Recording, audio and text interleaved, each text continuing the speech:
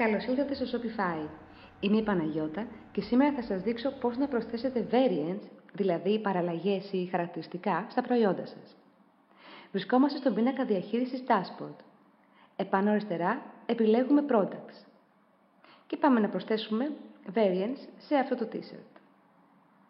Με την μπάρα δεξιά μετακινούμαστε προς τα κάτω και πατάμε Add Variants. Στο Option Name πληκτρολογούμε μέγεθος. Και στο Option Values πληκτρολογώ Small, Medium, Large. Θα προσθέσω και μία δεύτερη παραλλαγή, χρώμα. Θα βάλω μαύρο και κόκκινο.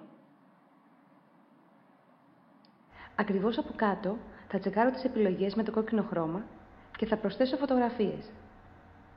Δεξιά πάνω επιλέγω Bulk Action και Update Images. Add Image για να επιλέξω τη φωτογραφία μου και Save.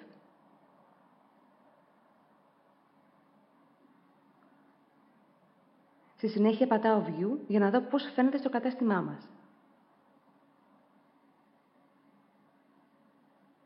Και μέσα σε λίγα λεπτά προσθέσαμε τα χαρακτηριστικά του προϊόντος μας. Σας ευχαριστώ πολύ για την ακρόαση. Ραντεβού στο επόμενο βίντεο.